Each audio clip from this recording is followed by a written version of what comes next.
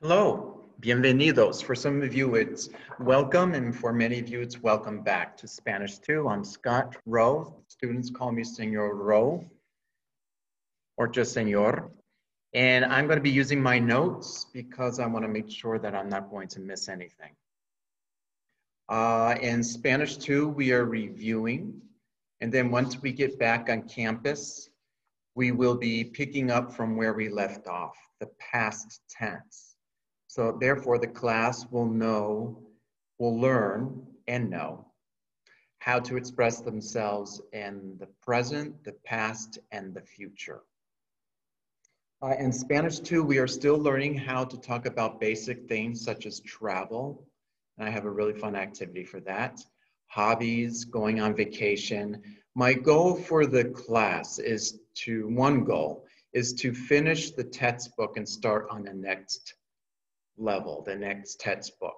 The textbook series I use is somewhere in between high school and college. I'd say that 2 textbooks of this series are equivalent to 3 years of high school Spanish.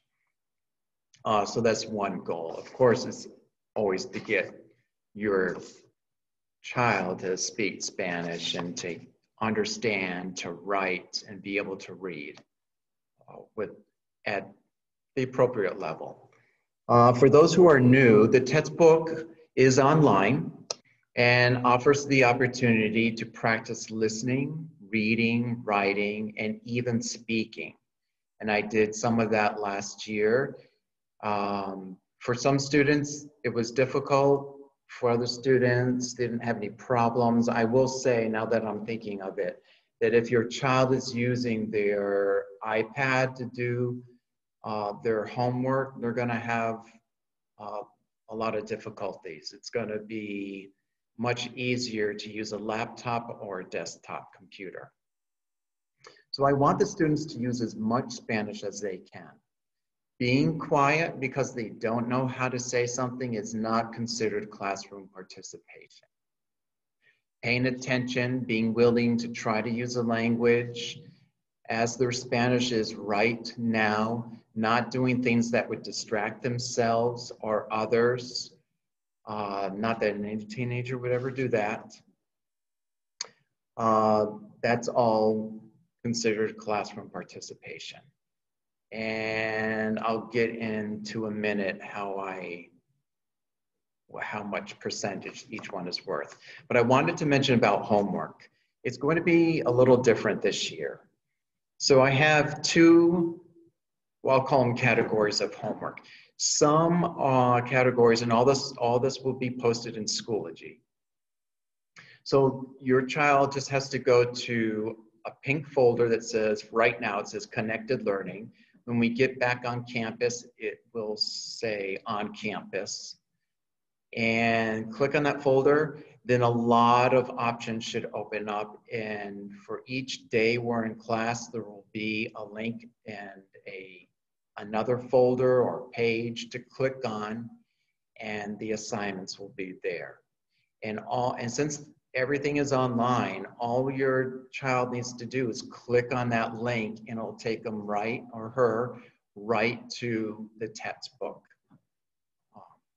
online. So I mentioned that there's a couple of ways I'm doing homework. One is going to be required. So I'll have in parentheses in red required, and there will be maybe 2, but at least 1. And when we're on campus, I assign homework Monday through Thursday. So if your child needs more practice, they will have the opportunity to do that. I will check the ones that are required. But if they decide to do the ones that are not required, they need to send me an email and ask me, Senor Rowe, could you please check this? I'm not sure why the textbook says that I got it wrong, because it doesn't auto-correct. And I will get back to them, of course. So the late homework, they can still turn it in for 50% this year.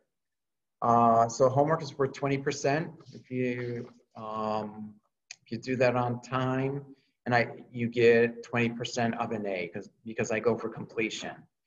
So sometimes I'll see that a student has done half of it.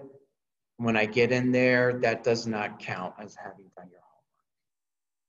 Classroom participation is 20%.